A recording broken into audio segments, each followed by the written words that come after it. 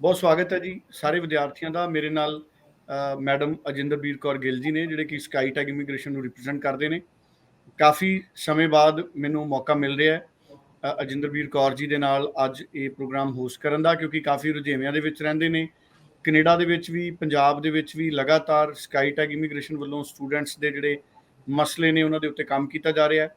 ਔਰ ਬਹੁਤ important information ਹੈ ਜਿਹੜੀ, ਕਿਉਂਕਿ CICC ਦੇ ਮੈਂਬਰ ਨੇ ਅਜਿੰਦਰਬੀਰ ਕੌਰ ਗਿੱਲ ਜੀ ਔਰ ਰੈਗੂਲੇਟਡ ਕੈਨੇਡੀਅਨ ਕੰਸਲਟੈਂਟ ਨੇ।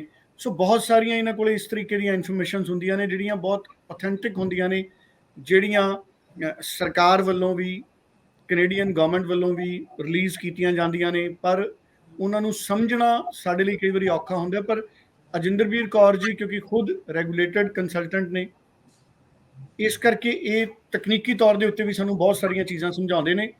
ਔਰ ਜਿਹੜੀਆਂ ਰਿਫਿਊਜ਼ਲਸ ਸੈਪਟੰਬਰ ਇਨਟੇਕ ਲਈ ਵੀ ਹੁਣ ਵਧੀਆਂ ਨੇ ਸਾਡੇ ਪਿਛਲੇ ਸਮਿਆਂ 'ਚ, ਉਹਦੇ ਪਿੱਛੇ ਸਾਨੂੰ ਕਾਰਨ ਨਹੀਂ ਸੀ ਸਮਝ ਆ ਰਿਹਾ ਕਿ ਰਿਫਿਊਜ਼ਲਸ ਕੈਨੇਡਾ ਤੋਂ ਕਿਉਂ ਆ ਰਹੀਆਂ ਨੇ।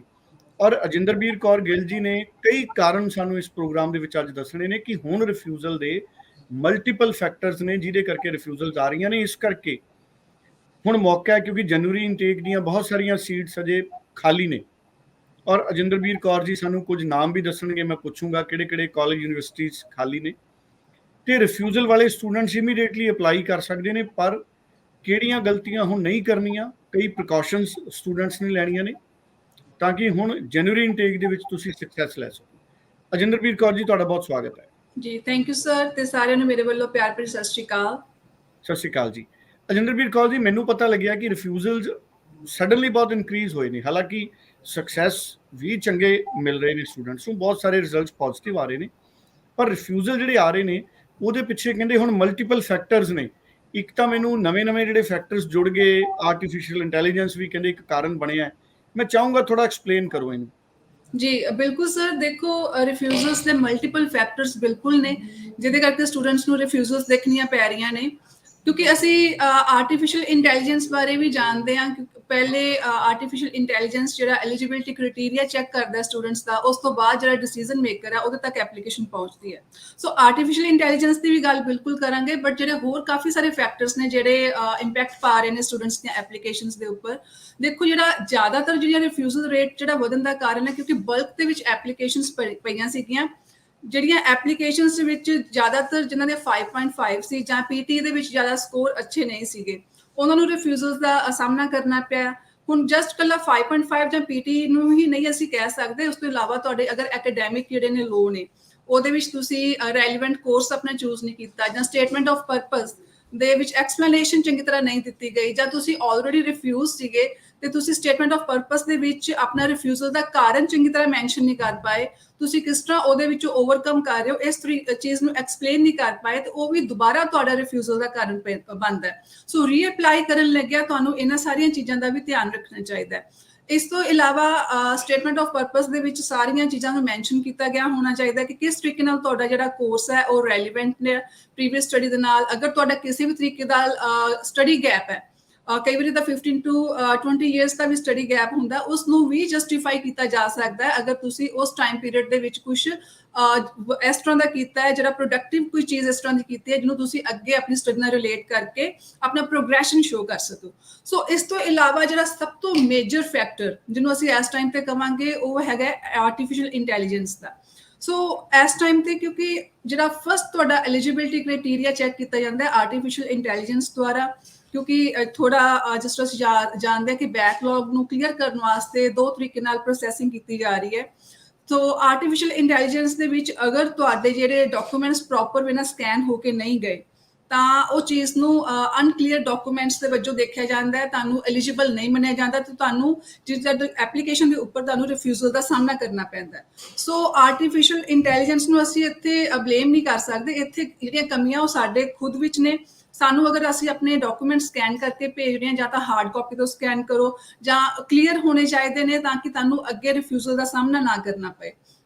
ਸੋ ਇਸ ਤੋਂ ਇਲਾਵਾ ਕਈ ਵਾਰੀ ਤੁਹਾਡੀ ਸਟੱਡੀ ਦੇ ਵਿੱਚ ਗੈਪ ਹੀ ਇੰਨਾ ਜ਼ਿਆਦਾ ਹੁੰਦਾ ਹੈ, ਉਹ ਵੀ ਇੱਕ ਰਿਫਿਊਜ਼ਲ ਦਾ ਕਾਰਨ ਬਣਦਾ ਹੈ। ਇਰਰੈਲੀਵੈਂਟ ਕੋਰਸ ਜਿਹੜਾ ਹੈ ਜਾਂ ਤੁਹਾਡੀ ਜਿਹੜੀ ਪ੍ਰੀਵੀਅਸ ਹਿਸਟਰੀ ਹੈ ਉਹ ਤੁਹਾਨੂੰ ਅੱਗੇ ਪ੍ਰੋਗਰੈਸ਼ਨ ਸ਼ੋ ਨਹੀਂ ਕਰ ਪਾਉਂਦੀ। ਸੋ ਇਹ ਸਾਰੇ ਜਿਹੜੇ ਫੈਕਟਰਸ ਨੇ ਉਹ ਕਿਤੇ ਨਾ ਕਿਤੇ ਰਿਫਿਊਜ਼ਲ ਦਾ ਕਾਰਨ ਬਣੇ ਹੋਏ ਨੇ।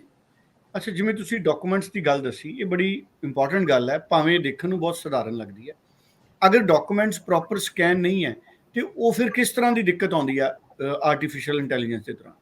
ਜੀ ਬਿਲਕੁਲ ਸਰ, ਦੇਖੋ ਜਿਹੜਾ ਆਰਟੀਫਿਸ਼ੀਅਲ ਇੰਟੈਲੀਜੈਂਸ ਦੇ ਵਿੱਚ ਜੋ ਡਾਕੂਮੈਂਟ ਰੀਡ ਕੀਤਾ ਜਾਂਦਾ ਹੈ, ਉਹ ਜਿਹੜੀ ਸਕੈਨਿੰਗ ਅਗਰ ਪ੍ਰੋਪਰ ਵੇ ਨਾਲ ਨਹੀਂ ਹੈ ਤੇ ਉਹ ਚੀਜ਼ ਉਹਨਾਂ ਨੂੰ ਕਲੀਅਰ ਨਹੀਂ ਹੋ ਪਾਉਂਦੀ, ਕਿਉਂਕਿ ਉੱਥੇ ਕੋਈ ਵੀ ਇਨ ਪਰਸਨ ਕੋਈ ਹਿਊਮਨ ਬੀਇੰਗ ਨਹੀਂ ਬੈਠਾ ਜਿਹੜਾ ਚੀਜ਼ ਨੂੰ ਥੋੜਾ ਐਡਜਸਟ ਕਰ ਲੇਗਾ ਕਿ ਹਾਂ ਠੀਕ ਹੈ, ਇਹ ਚੀਜ਼ ਨੂੰ ਇਸ ਤਰੀਕੇ ਨਾਲ ਮੈਂ ਰੀਡ ਕਰ ਸਕਦਾ। ਬਟ ਅਗਰ ਤੁਹਾਡੀ ਚੀਜ਼ ਦੇ ਵਿੱਚ ਕਲੈਰਿਟੀ ਨਹੀਂ ਹੈ, ਉਹ ਰਾਈਟ ਵੇ ਤੁਹਾਨੂੰ ਇਨਐਲੀਜੀਬਲ ਕਰਾਰ ਦਿੰਦੀ ਹੈ। ਸੋ ਉਸ ਤੋਂ ਜਿਹੜਾ ਨੈਕਸਟ ਸਟੈਪ ਆ ਉਹ ਡਿਸੀਜ਼ਨ ਮੇਕਰ ਤੇ ਜਾਂਦਾ। ਡਿਸੀਜ਼ਨ ਮੇਕਰ ਨੇ ਤੁਹਾਡੇ ਉੱਤੇ ਕੋਈ ਵੀ ਡਿਸੀਜ਼ਨ ਨਹੀਂ ਲੈਣਾ, ਉਹਨਾਂ ਨੂੰ ਜਸਟ ਇਹ ਰਿਪੋਰਟ ਮਿਲਣੀ ਹੈ ਕਿ ਤੁਸੀਂ ਇਨਐਲੀਜੀਬਲ ਹੋ, ਤੁਸੀਂ ਇਸ ਕ੍ਰਾਈਟੇਰੀਆ 'ਚ ਫਾਲ ਨਹੀਂ ਕਰਦੇ, ਸੋ ਤੁਹਾਨੂੰ ਰਿਫਿਊਜ਼ਲ ਦਿੱਤੀ ਜਾਵੇ। ਸੋ ਇਸ ਤੋਂ ਇਲਾਵਾ ਕੈਪਸ ਨੋਟਸ ਦੇ ਵਿੱਚ ਵੀ ਦੇਖਣ ਨੂੰ ਮਿਲਿਆ ਕਿ ਰੀਜ਼ਨ ਨਹੀਂ ਆ ਰਹੀਆਂ ਉਹਦੇ ਵਿੱਚ ਕਿ ਕਿਸ ਕਾਰਨ ਕਰਕੇ ਰਿਫਿਊਜ਼ਲ ਮਿਲੀ, ਕਿਉਂਕਿ ਰਿਫਿਊਜ਼ਲ ਜਿਹੜੀ ਆ ਉਹ ਆਰਟੀਫਿਸ਼ੀਅਲ ਇੰਟੈਲੀਜੈਂਸ ਦੀ ਸਟਾਰਟਿੰਗ ਦੇ ਵਿੱਚ ਐਲੀਜੀਬਿਲਿਟੀ ਕ੍ਰਾਈਟੇਰੀਆ ਨਾ ਮੀਟ ਕਰਨ ਕਰਕੇ ਮਿਲ ਰਹੀ ਹੈ। ਸੋ ਇਸ ਚੀਜ਼ ਨੂੰ ਇੰਪਰੂਵ ਕਰਨਾ ਚਾਹੀਦਾ ਹੈ। ਸਟੂਡੈਂਟਸ ਜਦੋਂ ਵੀ ਆਪਣੇ ਡਾਕੂਮੈਂਟ ਸੈਂਡ ਕਰਨ, ਇਸ ਚੀਜ਼ ਦਾ ਬਿਲਕੁਲ ਧਿਆਨ ਰੱਖਣ। ਬਿਲਕੁਲ ਠੀਕ ਹੈ। ਸੋ ਇਹ ਗੱਲ ਭਾਵੇਂ ਬਹੁਤ ਸਧਾਰਨ ਲੱਗਦੀ ਹੈ, ਪਰ ਬਹੁਤ ਮਹੱਤਵਪੂਰਨ ਗੱਲ ਹੈ ਜੀ ਕਿ ਜਦੋਂ ਤੁਸੀਂ ਡਾਕੂਮੈਂਟਸ ਨੂੰ ਸਕੈਨ ਕਰਨਾ ਹੈ, ਅੱਜ ਕੱਲ੍ਹ ਬਹੁਤ ਸਾਰੇ ਸੌਫਟਵੇਅਰਸ ਆਏ ਹੈ ਜਿਨ੍ਹਾਂ ਦੇ ਵਿੱਚ ਤੁਸੀਂ ਆਪਣੇ ਕਿਸੇ ਡਾਕੂਮੈਂਟ ਨੂੰ ਸਕੈਨ ਕਰ ਸਕਦੇ ਹੋ, ਔਰ ਉਹ ਬਹੁਤ ਅੱਛੀ ਇਮੇਜ ਹੈ ਜਿਹੜੀ ਉਹ ਆਉਂਦੀ ਹੈ, ਸਾਨੂੰ ਕਲੀਅਰ ਆਉਂਦੀ ਹੈ। ਕਈ ਸਟੂਡੈਂਟ ਸਿੱਧੇ ਆਪਣੇ ਮੋਬਾਈਲ ਨਾਲ ਵੀ ਡਾਕੂਮੈਂਟ ਸਕੈਨ ਕਰਦੇ ਨੇ, ਉਹਦੇ ਵਿੱਚ ਕਈ ਵਾਰੀ ਕਲੈਰਿਟੀ ਦਾ ਇਸ਼ੂ ਰਹਿੰਦਾ ਹੈ, ਜੀ ਕਿਉਂਕਿ ਇੱਕ ਮਸ਼ੀਨ ਦੇ ਜ਼ਰੀਏ ਇੱਕ ਮੈਕੈਨਿਜ਼ਮ ਹੈ ਤੁਹਾਡੇ ਡਾਕੂਮੈਂਟ ਨੂੰ ਰੀਡ ਕਰਨ ਦਾ। ਅਗਰ ਮਸ਼ੀਨ ਨਹੀਂ ਪ੍ਰੋਪਰ ਐਕਸੈਸ ਕਰ ਰਹੀ ਡਾਕੂਮੈਂਟ ਨੂੰ, ਤੇ ਫਿਰ ਉਹ ਸੱਚਮੁੱਚ ਇੱਕ ਰਿਫਿਊਜ਼ਲ ਦਾ ਰੀਜ਼ਨ ਵੀ ਬਣ ਜਾਂਦਾ ਹੈ। ਇਹ ਕਿਸੇ ਨੇ ਸੋਚਿਆ ਨਹੀਂ ਹੋਣਾ। ਜੀ ਅੱਛਾ, ਇਹ ਬੜੇ ਇੰਪੋਰਟੈਂਟ ਤੁਸੀਂ ਪੁਆਇੰਟ ਸਾਨੂੰ ਦੱਸੇ ਨੇ। ਜਿਹੜਾ ਬੈਕਲੌਗ ਦੀ ਪ੍ਰੋਸੈਸਿੰਗ ਹੈ, ਜਿਹੜੇ ਬੈਕਲੌਗ ਨੇ ਕੈਨੇਡਾ ਨੇ ਕਲੀਅਰ ਕਰਨਾ ਹੈ, ਤੇ ਤੁਹਾਨੂੰ ਲੱਗਦਾ ਕਿ ਬੈਕਲੌਗ ਦੀ ਪ੍ਰੋਸੈਸਿੰਗ ਜਿਵੇਂ ਹੋ ਰਹੀ ਹੈ ਉਹਦੇ ਹਿਸਾਬ ਨਾਲ ਆਉਂਦੇ ਸਮਿਆਂ ਦੇ ਵਿੱਚ ਜਾਂ ਇਸ ਸਾਲ ਦੇ ਵਿੱਚ ਇੱਕ ਵੱਡਾ ਬੈਕਲੌਗ ਕੈਨੇਡਾ ਕਲੀਅਰ ਕਰ ਲਏਗਾ? ਜੀ ਬਿਲਕੁਲ, ਬੈਕਲੌਗ ਬਿਲਕੁਲ ਕਲੀਅਰ ਹੁੰਦਾ ਦਿਸ ਰਿਹਾ ਹੈ। ਤੇ ਅਸੀਂ ਜਿਹੜੀ ਕਿਉਂਕਿ ਅਸੀਂ ਕੈਨੇਡਾ ਤੋਂ ਸਿੱਧੀ ਗੱਲਬਾਤ ਕਰਦੇ ਹਾਂ ਕਿ ਜਿਹੜੇ ਸਾਡੇ ਕੈਨੇਡਾ ਦੇ ਇਮੀਗ੍ਰੇਸ਼ਨ ਮਿਨਿਸਟਰ ਸ਼ੌਨ ਫਰੇਜ਼ਰ ਨੇ, ਉਹਨਾਂ ਨੇ ਖੁਦ ਇਹ ਚੀਜ਼ ਕਹੀ ਹੈ ਕਿ 2022 ਦੇ ਅਖੀਰ ਤੱਕ ਸਾਰਾ ਜਿਹੜਾ ਬੈਕਲੌਗ ਹੈ ਉਹ ਕਲੀਅਰ ਕਰ ਲਿਆ ਜਾਏਗਾ। ਤੇ ਇਹ ਚੀਜ਼ ਦਿਸਦੀ ਵੀ ਨਜ਼ਰ ਆ ਰਹੀ ਹੈ। ਹੁਣ ਜੇ ਅੱਜ ਦੀ ਅਸੀਂ ਗੱਲ ਕਰੀਏ ਕਿ ਅਸੀਂ ਜਾਣਦੇ ਹਾਂ ਕਿ ਪਿਛਲੇ 6 ਮੰਥਸ ਤੋਂ X% ਦੇ ਜਿਹੜੇ ਡਰਾਅ ਸੀਗੇ ਉਹ ਪੌਜ਼ ਕੀਤੇ ਗਏ ਸੀਗੇ। ਸੋ ਉਹਨਾਂ ਦੇ ਉੱਪਰ ਕਿਸੇ ਵੀ ਤਰੀਕੇ ਦਾ ਕੰਮ ਨਹੀਂ ਸੀ ਕੀਤਾ ਜਾ ਰਿਹਾ, ਤਾਂ ਕਿ ਜਿਹੜਾ ਸਟੱਡੀ ਵੀਜ਼ਾ ਹੈ ਜਾਂ TR ਦਾ ਵੀਜ਼ਾ ਹੈ, ਵਿਜ਼ਟਰ ਵੀਜ਼ਾ ਹੋ ਗਿਆ ਜਾਂ ਸਪਾਊਸ ਓਪਨ ਵਰਕ ਪਰਮਿਟ ਹੋ ਗਏ, ਇਹ ਸਾਰੀਆਂ ਐਪਲੀਕੇਸ਼ਨਸ ਉੱਪਰ ਕੰਮ ਕੀਤਾ ਜਾਵੇ ਤੇ ਬੈਕਲੌਗ ਕਲੀਅਰ ਕੀਤਾ ਜਾਏ। ਸੋ ਅੱਜ ਤੋਂ ਦੇਖੋ ਗੁੱਡ ਨਿਊਜ਼ ਇਹ ਹੈ ਕਿ ਅੱਜ ਤੋਂ ਦੁਬਾਰਾ ਜਿਹੜਾ X% ਹੈ ਰਿਜ਼ਿਊਮ ਹੋ ਰਹੀ ਹੈ। ਸਾਰੇ ਡਰਾਅਸ ਜਿਹੜੇ ਉਹ ਵਾਪਸ ਨਿਕਲਣਗੇ, ਕਿ ਪ੍ਰੀਵੀਅਸਲੀ ਅਸੀਂ ਦੇਖ ਰਹੇ ਹਾਂ ਕਿ ਪ੍ਰੋਵਿੰਸ਼ੀਅਲ ਨੋਮੀਨੇਸ਼ਨ ਨੂੰ ਲੈ ਕੇ ਹੀ ਜਿਹੜੇ ਡਰਾਅਸ ਨਿਕਲ ਰਹੇ ਸੀਗੇ। ਸੋ ਹੁਣ ਚਾਹੇ ਉਹ ਫੈਡਰਲ ਸਕਿੱਲ ਟ੍ਰੇਡ ਹੈ, ਚਾਹੇ ਉਹ ਆਪਣਾ ਸਕਿਲਡ ਵਰਕਰ ਹੈ, ਚਾਹੇ ਉਹ ਕੈਨੇਡੀਅਨ ਐਕਸਪੀਰੀਅੰਸ ਕਲਾਸ ਹੈ, ਜਿੰਨੀਆਂ ਵੀ ਕੈਟਾਗਰੀਜ਼ ਜਿਹੜੀਆਂ X% ਦੇ ਵਿੱਚ ਆ ਰਹੀਆਂ ਸੀਗੀਆਂ, ਸਭ ਦੇ ਡਰਾਅਸ ਕੱਢੇ ਜਾਣਗੇ। ਸੋ ਉਹ ਕਿਉਂ ਕੱਢੇ ਜਾਣਗੇ? ਕਿਉਂਕਿ ਜਿਹੜਾ ਬੈਕਲੌਗ ਹੈ ਆਲਰੇਡੀ ਕਲੀਅਰ ਹੁੰਦਾ ਜਾ ਰਿਹਾ, ਤੇ 2022 ਦਾ ਜਿਹੜਾ ਟਾਰਗੇਟ ਹੈ ਉਹ ਇਹੀ ਹੈ ਕਿ ਅਖੀਰ ਤੱਕ ਸਾਰੇ ਜਿਹੜੇ ਬੈਕਲੌਗ ਨੇ ਉਹ ਕਲੀਅਰ ਹੋਣਗੇ ਤੇ ਸਟੂਡੈਂਟਸ ਨੂੰ ਜਿਹੜੇ ਆਪਣੇ ਰਿਜ਼ਲਟਸ ਨੇ ਔਨ ਟਾਈਮ ਮਿਲਣਗੇ।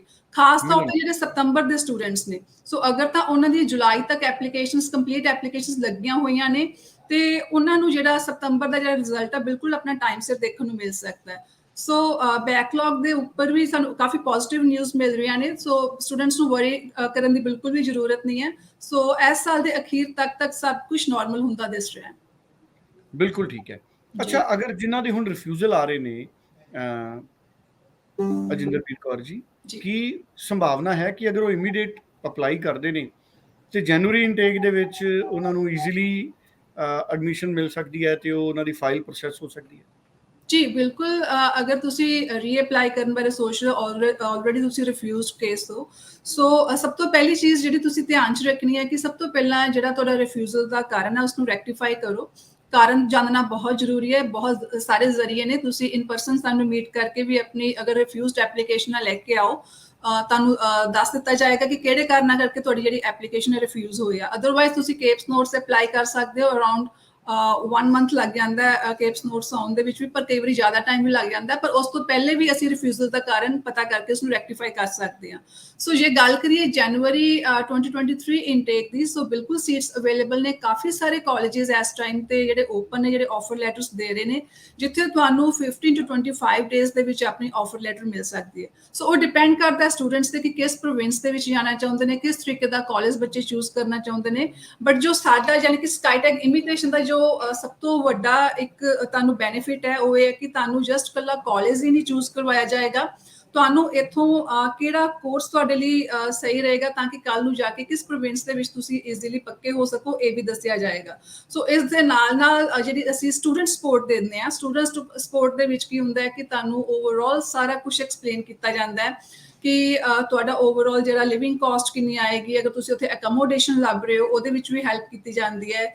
ਤੁਹਾਡਾ ਅਗਰ ਫੂਡ ਜਾਂ ਕੁਝ ਪਰਸਨਲ ਆਈਟਮਸ ਜਾਂ ਐਕੈਡੈਮਿਕ ਆਈਟਮਸ, ਕਿਸੇ ਵੀ ਤਰੀਕੇ ਦਾ ਜਿਹੜਾ ਖਰਚਾ ਤੁਹਾਡਾ ਕਿਸ ਲੈਵਲ ਤੱਕ ਦਾ ਆਏਗਾ, ਉਸ ਦੀ ਓਵਰਆਲ ਨੌਲੇਜ ਦਿੱਤੀ ਜਾਂਦੀ ਹੈ।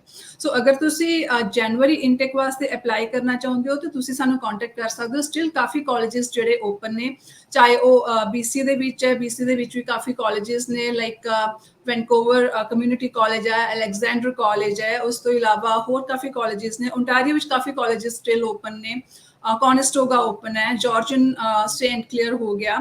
ਉਸ ਤੋਂ ਇਲਾਵਾ ਹੋਰ ਇੱਕ ਲਿਸਟ ਹੈ ਪ੍ਰੋਪਰ ਕਾਲਜਿਸ ਦੇ ਉੱਪਰ। ਤੁਸੀਂ ਹੁਣ ਤੁਹਾਡਾ ਜਿਹੜਾ ਪ੍ਰੋਫਾਈਲ ਹੈ ਉਸਨੂੰ ਅਸੈਸ ਕਰਨ ਤੋਂ ਬਾਅਦ ਅਸੀਂ ਤੁਹਾਨੂੰ ਪ੍ਰੋਪਰ ਵੇ ਨਾਲ ਐਕਸਪਲੇਨ ਕਰ ਸਕਦੇ ਹਾਂ ਕਿ ਕਿਸ ਜਗ੍ਹਾ ਤੇ ਜਾਣਾ ਤੁਹਾਡੇ ਲਈ ਜ਼ਿਆਦਾ ਬਿਹਤਰ ਹੋਏਗਾ। ਸੋ ਇਸ ਤੋਂ ਇਲਾਵਾ ਅਗਰ ਤੁਸੀਂ ਐਲਬਰਟਾ ਜਾਣਾ ਚਾਹੁੰਦੇ ਹੋ, ਐਲਬਰਟਾ ਦੇ ਵਿੱਚ southern Alberta institute of technology ਹੈ, ਨਦਰਨ ਐਲਬਰਟਾ ਇੰਸਟੀਚਿਊਟ ਆਫ ਟੈਕਨੋਲੋਜੀ ਹੈ, ਲੈਥਬ੍ਰਿਜ ਹੈ, ਓਲਡ ਕਾਲਜ ਹੈਗਾ ਹੈ ਉੱਥੇ, ਰੈਡ ਡੀਅਰ ਪੋਲੀਟੈਕਨਿਕ ਕਾਲਜ ਹੈਗਾ। ਅਗਰ ਤੁਸੀਂ ਸਕੈਚਮੈਨ ਜਾਣਾ ਚਾਹੁੰਦੇ, ਖਾਸ ਤੌਰ ਤੇ ਉਹ ਸਟੂਡੈਂਟਸ ਜਿਨ੍ਹਾਂ ਦਾ ਬੈਕਗਰਾਉਂਡ IT ਜਾਂ ਇੰਜੀਨੀਅਰਿੰਗ ਨਾਲ ਰਿਲੇਟਡ ਹੈ, ਤੁਸੀਂ ਸਕੈਚਮੈਨ ਪੋਲੀਟੈਕਨਿਕ ਕਾਲਜ ਆ, ਉੱਥੇ ਐਡਮਿਸ਼ਨ ਲੈ ਸਕਦੇ ਹੋ। ਸੋ ਉੱਥੇ 1 ਸਾਲ ਤੋਂ 2 ਸਾਲ ਦੀਆਂ ਡਿਗਰੀਜ਼ ਅਵੇਲੇਬਲ ਨੇ, ਤੇ ਉਸ ਤੋਂ ਬਾਅਦ ਤੁਸੀਂ ਉੱਥੇ PR ਵੀ ਈਜ਼ੀਲੀ ਹੋ ਸਕਦੇ ਹੋ। ਸੋ ਪ੍ਰੋਵਿੰਸ ਟੂ ਪ੍ਰੋਵਿੰਸ ਤੇ ਡਿਪੈਂਡ ਕਰਦਾ ਹੈ ਕਿ ਤੁਸੀਂ ਕਿਸ ਤਰੀਕੇ ਦੀ ਪ੍ਰੋਵਿੰਸ ਜਾਣਾ ਚਾਹੁੰਦੇ ਹੋ, ਕਿਸ ਤਰੀਕੇ ਦਾ ਕਾਲਜ ਲੈਣਾ ਚਾਹੁੰਦੇ ਹੋ। ਫੀਸ ਸਟਰਕਚਰ ਨੂੰ ਧਿਆਨ 'ਚ ਰੱਖਿਆ ਜਾਂਦਾ ਹੈ ਕਿ ਤੁਸੀਂ ਕਿੰਨੀ ਫੀਸ ਪੇ ਕਰ ਸਕਦੇ ਹੋ, ਡਿਪਲੋਮਾ ਲੈਣਾ ਚਾਹੁੰਦੇ ਹੋ, ਤੁਸੀਂ ਸਰਟੀਫਿਕੇਟ ਪ੍ਰੋਗਰਾਮ ਕਰਨਾ ਚਾਹੁੰਦੇ ਹੋ, ਜਾਂ ਤੁਸੀਂ ਕਾਲਜ ਡਿਗਰੀ ਵਾਸਤੇ ਜਾਣਾ ਚਾਹੁੰਦੇ ਹੋ। ਸੋ ਤੁਸੀਂ ਸਾਨੂੰ ਚਾਹੇ ਜਲੰਧਰ, ਗੁਰਦਾਸਪੁਰ, ਅਬੋਹਰ ਕਿਸੇ ਵੀ ਪਲੇਸ ਤੇ ਮਿਲ ਸਕਦੇ ਹੋ, ਇਨ ਪਰਸਨ ਵੀ ਮਿਲ ਸਕਦੇ ਹੋ। ਤੁਸੀਂ ਆਪਣਾ WhatsApp ਦੇ ਉੱਪਰ ਆਪਣੀ ਪ੍ਰੋਫਾਈਲ ਵੀ ਸ਼ੇਅਰ ਕਰ ਸਕਦੇ ਹੋ, ਤੇ ਨਾਲ ਦੇ ਨਾਲ ਕਰਨਾਲ ਦੇ ਵਿੱਚ ਵੀ ਆਉਣ ਵਾਲੇ ਟਾਈਮ ਸਾਡਾ ਜਿਹੜਾ ਆਫਿਸ ਖੁੱਲਣ ਜਾ ਰਿਹਾ, ਸੋ 1 ਮਹੀਨੇ ਤੱਕ ਤੁਸੀਂ ਸਾਨੂੰ ਉੱਥੇ ਵੀ ਵਿਜ਼ਿਟ ਕਰ ਸਕਦੇ ਹੋ। ਸੋ ਬਹੁਤ ਹੀ ਮਹੱਤਵਪੂਰਨ ਇਨਫੋਰਮੇਸ਼ਨ ਸਾਡੇ ਨਾਲ ਅਜਿੰਦਰਬੀਰ ਕੌਰ ਗਿੱਲ ਜੀ ਨੇ ਸਾਂਝੀ ਕੀਤੀ ਹੈ। ਸੋ ਸਟੂਡੈਂਟਸ, ਨੰਬਰ ਸਕਰੀਨ ਤੇ ਹੈ, ਤੁਸੀਂ ਤੁਰੰਤ ਫੋਨ ਕਰੋ। ਪੰਜਾਬ 'ਚ ਜਲੰਧਰ ਔਰ ਅਬੋਹਰ ਦੇ ਵਿੱਚ ਵੀ ਆਫਿਸਿਸ ਨੇ, ਤੁਸੀਂ ਸੰਪਰਕ ਕਰ ਸਕਦੇ ਹੋ। ਅਜਿੰਦਰਬੀਰ ਕੌਰ ਜੀ ਦਾ ਇਹ ਨੰਬਰ ਹੈ, ਤੁਸੀਂ WhatsApp ਤੇ ਮੈਸੇਜ ਕਰੋ, ਕਮਿਊਨੀਕੇਸ਼ਨ ਕਰੋ, ਤੇ ਬਿਲਕੁਲ ਰਾਈਟ ਇਨਫੋਰਮੇਸ਼ਨ ਹੈ ਜਿਹੜੀ ਤੁਹਾਨੂੰ, ਕਰੈਕਟ ਇਨਫੋਰਮੇਸ਼ਨ ਹੈ ਜਿਹੜੀ ਉਹ ਤੁਹਾਨੂੰ ਜ਼ਰੂਰ ਮਿਲੇਗੀ, ਔਰ ਪੂਰੀ ਕਲੈਰਿਟੀ ਲਓ। ਔਰ ਇਹ ਮੌਕਾ ਹੈ ਜਿਹੜੇ ਸਟੂਡੈਂਟਸ ਰਿਫਿਊਜ਼ ਨੇ ਕਿ ਉਹ ਕੈਨੇਡਾ ਦੇ ਵਿੱਚ ਇਸ ਵਕਤ ਜਨਵਰੀ ਇਨਟੇਕ ਦੇ ਵਿੱਚ ਆਪਣੇ ਆਪ ਨੂੰ ਰੀਅਪਲਾਈ ਕਰਨ, ਔਰ ਉਹਨਾਂ ਸਾਰੀਆਂ ਗੱਲਾਂ ਦਾ ਧਿਆਨ ਰੱਖਣ ਜਿਹੜੀਆਂ ਅਜਿੰਦਰਬੀਰ ਕੌਰ ਜੀ ਨੇ ਦੱਸੀਆਂ ਸਨ। So thank you so much. ਬਹੁਤ ਮਹੱਤਵਪੂਰਨ ਇਨਫੋਰਮੇਸ਼ਨ ਹੈ, ਮੈਨੂੰ ਲੱਗਦਾ ਹੈ ਸਟੂਡੈਂਟਸ ਨੂੰ ਕਾਫੀ ਫਾਇਦਾ ਮਿਲੇਗਾ ਜੀ। ਬਹੁਤ ਧੰਨਵਾਦ। Thank you. Thank you.